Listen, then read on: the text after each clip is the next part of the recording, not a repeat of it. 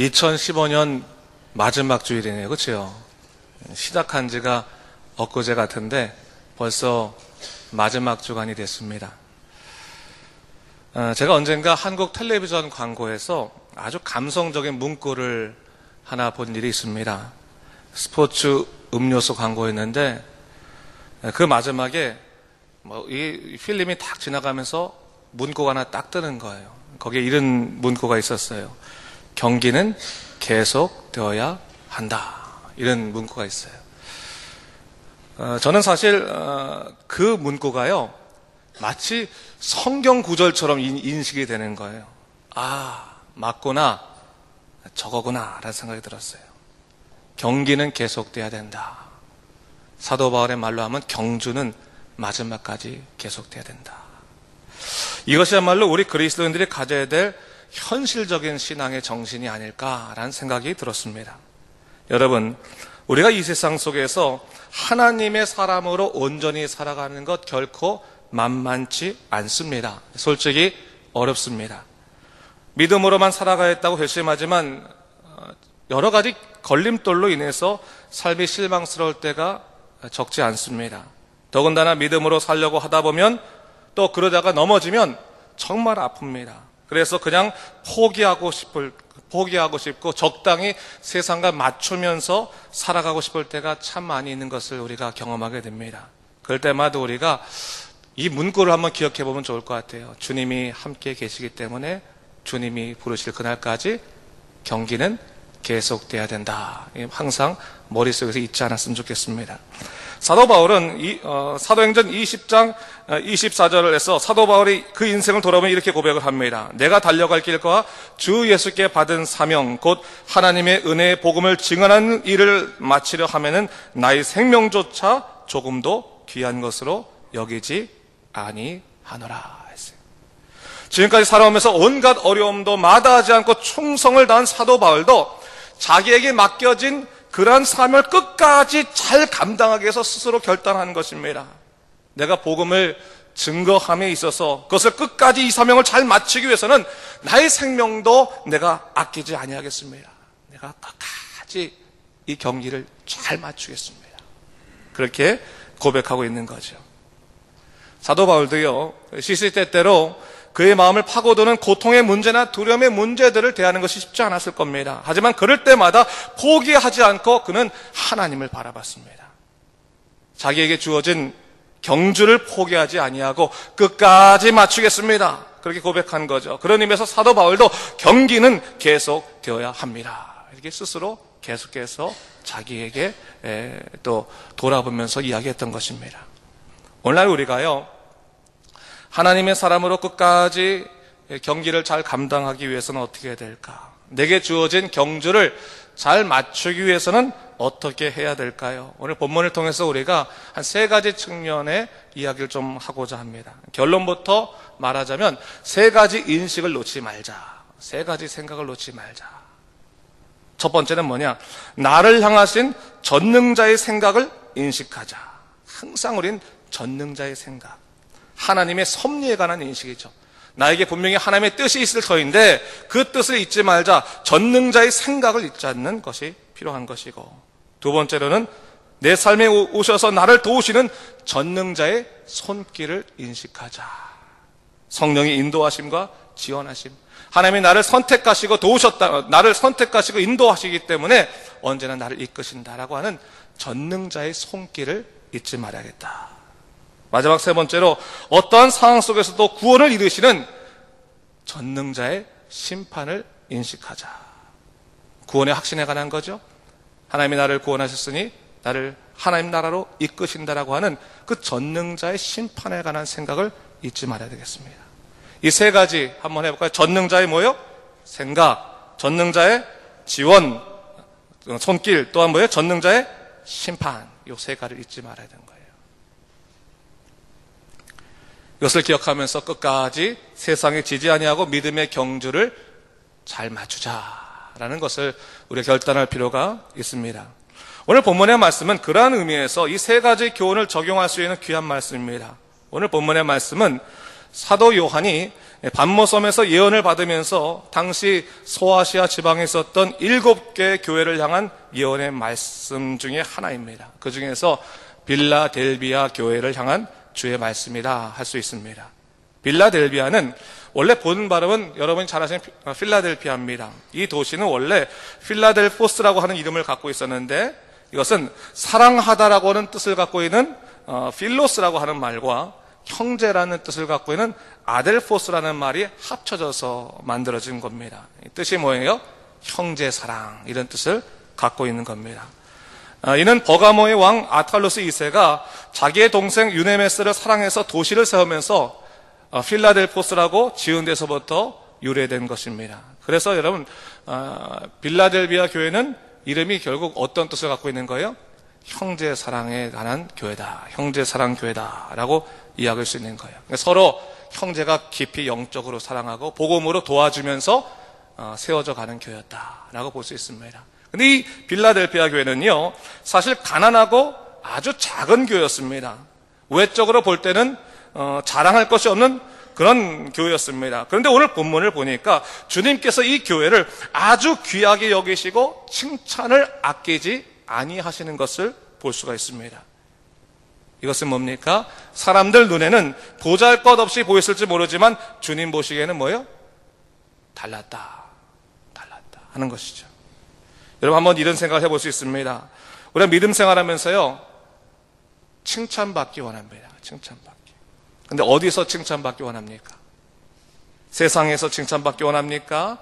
아니면 주님으로부터 칭찬받기를 원합니까? 가만히 보면요, 우리는 주님에게 참 민감해야 되는데, 주님에게 민감하다고 말하고 주님만을 바라봅니다라고 말하지만 사실은 뭐예요? 사람에게 민감할 때가 너무나 많아요. 그리고 내적으로 우리가 바로 서기보다는 그냥 외적으로 사람들이 바로 섰다고 인정해 주기를 더 바랄 때가 더 많이 있습니다. 근데 오늘 이 계시록의 말씀을 통해서 다시 한번 우리가 확인할 것이 뭡니까? 교회도 마찬가지예요. 외적인 부흥들, 외적인 인정을 받을 것, 그거보다 중요한 것은 뭐냐면 그 안에 주님께서 원하시는 내적인 인정을 받아야 되고 복음으로 바로 서야 되는 것이고, 오늘 우리 성도들도 마찬가지인 거예요. 세상적인 기준에 의해서 우리가 평가되기보다는 뭐예요? 주님의 평가가 가장 중요하다는 거예요. 세상이 나를 뭐라고 하든 상관없이 주님이 나를 무엇이라고 할 것인가, 주님이 내게 말씀하신 것을 내 삶의 기준과 기쁨으로 삼아야지만 우리가 우리 세상을 굳건하게 살아갈 수 있는 것이지, 그렇지 않으면 우리는 넘어질 수밖에 없습니다. 그러기 위해서 여러분, 항상 우리가 누구를 바라봐야 돼요? 주님 바라봐야 돼요. 주님을. 이건 너무나 단순한 얘기고 정말 뭐라 하나 당연한 얘기지만 이게 쉽지가 않아요. 주님 바라봐야 되는 거예요. 어떤 상황 속에서도 주님을 바라봐야 되는 거예요. 주님. 속상하고 고통스러운 상황 속에서도 주님 바라봐야 되는 거예요. 주님. 왜? 주님이 우리 인생의 주인이시기 때문에 그렇습니다. 자, 그런 의미에서 오늘 7절 말씀을 제가 한번 읽어보겠습니다. 7절 말씀 보세요, 여러분. 빌라델비아 교회의 사자에게 편지하라. 거룩하고 진실하사 다윗의 열쇠를 가지시니 곧 열면 닫을 사람이 없고 닫으면 열 사람이 없는 그가 이르시되. 오늘 주님께서는요, 당신에 대해서 말씀하시기를 거룩하고 진실하사 다윗의 열쇠를 가진 이다 라고 얘기하는 거예요. 열면 닫을 사람이 없고 닫으면 열 사람이 없는 분이 바로 예수님이십니다. 하나님이시다 라고 얘기하는 거예요. 다윗의 열쇠라고 하는 것은 유대인들에게는 전통적으로 이스라엘의 권위와 통치를 상징하는 것으로 왕을 의미하는 것이죠. 이것은 통치자를 의미하는 것이고 통치자 하나님을 의미하는 것인데, 우리에게는 결국 뭡니까? 하나님은 우리의 왕이시고 우리의 주관자이시다라고 하는 선포와 같은 것입니다. 근데 여러분, 오늘 본문에서 이 얘기를 하고 있는 거예요. 하나님만이 우리들의 인생을 여시기도 하시고 닫으시기도 하신다. 그래서 얘기하는, 믿으세요 여러분? 세상이 여러분의 인생을 열고 닫는 것이 아니라, 세상 사람들이 여러분의 인생을 열어주고 닫아주는 것이 아니라, 주님이 여러분의 인생을 열어주기도 하시고 닫으시기도 하시는 주관자 하나님이시다라고 하는 것을 오늘 본문에서 선포하고 있는 것입니다. 여러분, 이것을 정확하게 우리가 인식하지 못하면요, 우리가 현실적인 신앙을 가질 수가 없어요. 이 현실의 모든 문제에서 주님이 내 인생 여시고 주님이 내 인생 닫으신다, 누가 내 인생 닫으려고 해도 네가 닫을 수 있는 게 아니야. 당신이 내 인생 닫을 수 없어.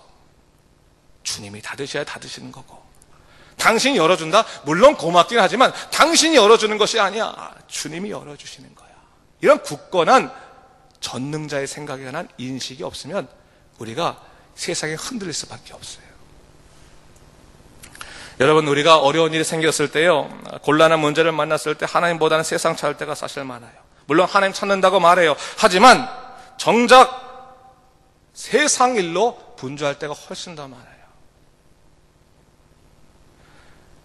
가만히 보면요, 옛날 성도들과 요즘 성도들을 좀 이게 비교해 본다면, 옛날 성도들은 되게 단순했어요. 단순했어. 그래서 어떤 어려운 일 닥치면 목사님들이 와서 새벽에 와서 기도하세요 하면 그거 믿고 나와서 그냥 새벽에 와서 열심히 기도해. 그냥 하나님 들어오실 때까지 매달리고.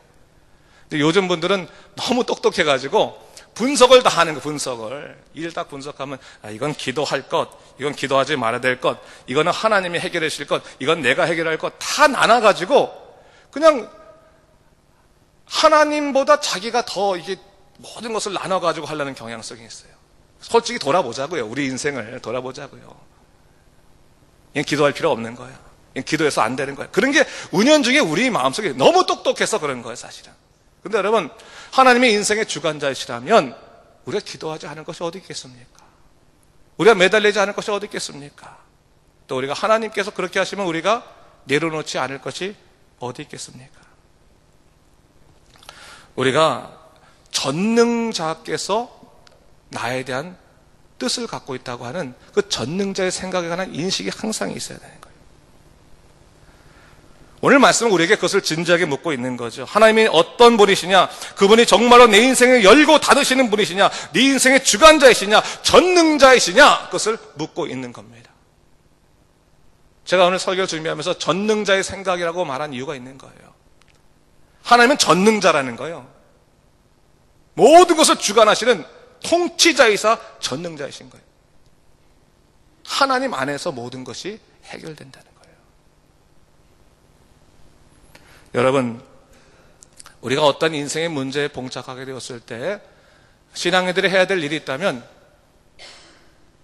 하나님 앞에 나아가서 전능자의 생각을 묻는 일이 제일 중요한 거예요. 하나님께서 원하시는 것이 정말 이것입니까? 하나님께서 정말 내게 이것을 요구하시는 것입니까? 주여, 내게 당신의 생각을 알려주시옵소서. 기도해야 되는 거예요. 제가 목회를 하면서요, 가장 많이 하는 생각 중에 하나가 이런 거예요. 어떤 이해되지 않는 일이 있을 때, 주님, 정말로 하나님께서 원하시는 것이 이것입니까? 끊임없이 물어봐는 거예요. 왜냐하면 섣부른 판단으로 인해서 혹시 하나님 가리지 않을까, 하나님보다 내가 앞서지 않을까라는 생각할 때문에 이 고민이 많아요. 여러분, 교회를 은혜의 공동체라고 말해요. 은혜의 공동체.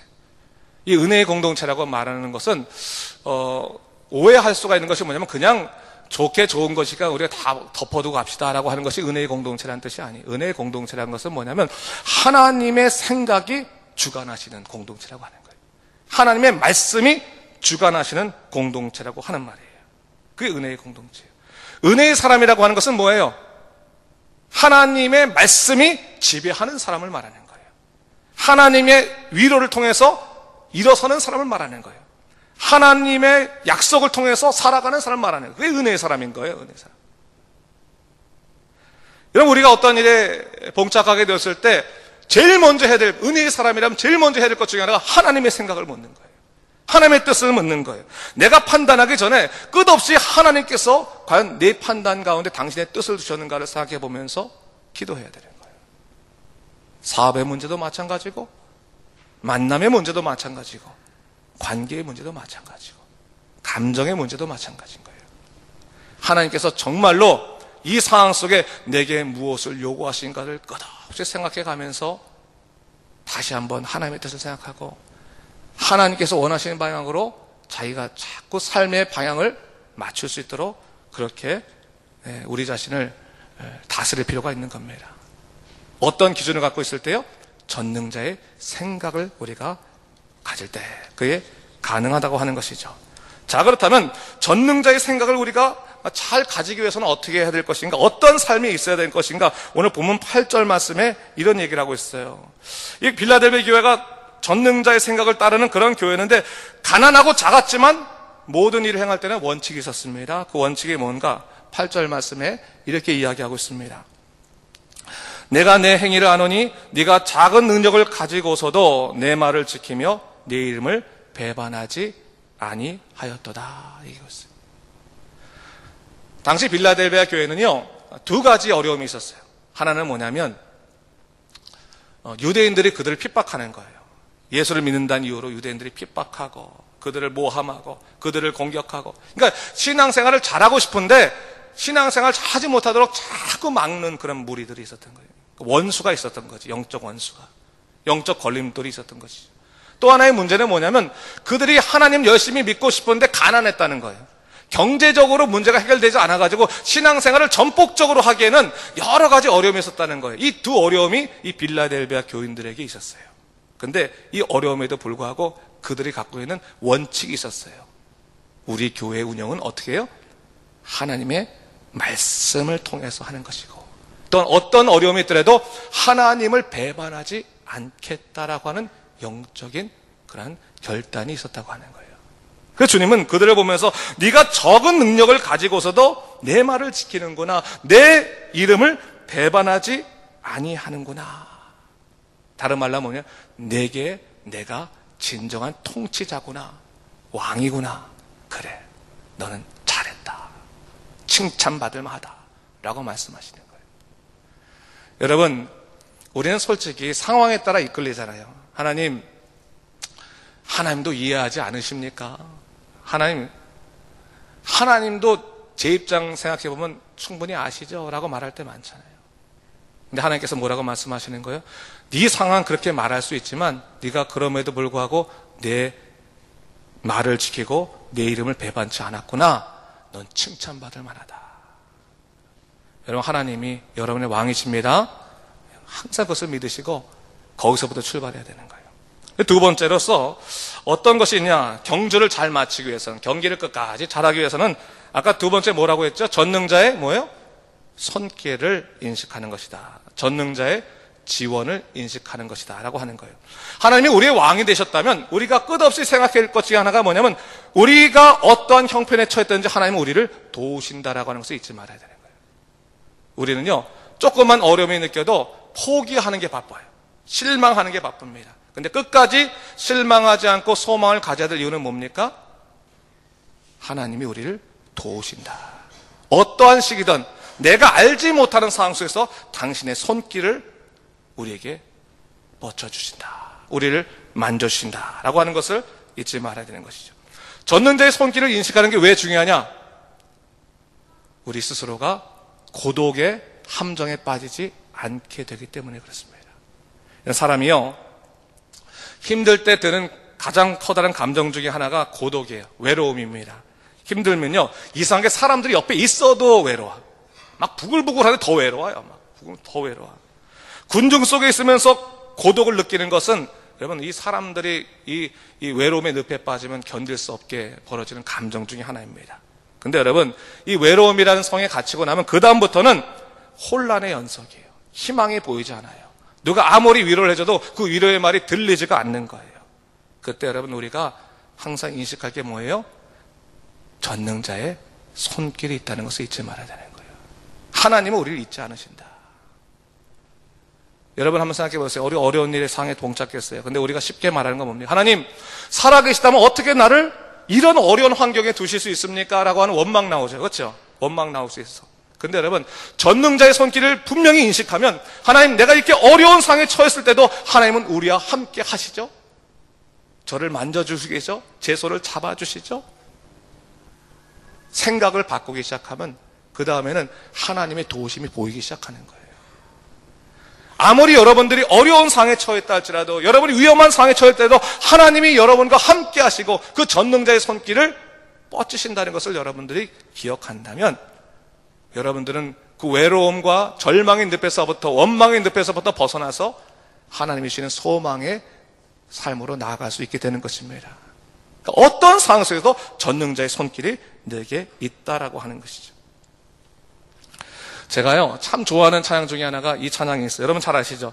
나의 등 뒤에서 나를 도우시는 주, 나의 인생길에서 지치고 고나여 매일 주저앉고 싶을 때 나를 밀어주시네. 이 찬양 다 아시죠?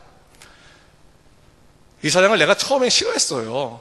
왜 싫어했냐면 곡조가 옛날 곡조 같아서도 조금 많이 불렀던 것도 있지만 뭐냐면 나의 등 뒤에 있다는 게 좀 이상한 거야. 아니 내 앞에서 똑똑히 보이시면 괜찮은데 왜 내 등 뒤에 계시나 라는 생각이 들었어요. 근데 제가 한 번은 굉장히 마음이 어려웠을 때가 있었는데 그때 참 외롭고 힘든 거예요. 그러다가 하나님은 어디 계실까? 하나님은 어디 계실까? 이 고민을 하고 있었는데 그때 교회를 갔더니 찬양팀이 이 노래를 불러요. 나의 등 뒤에서. 그때 놀랐어요. 하나님께서 내 등 뒤에 계셨구나.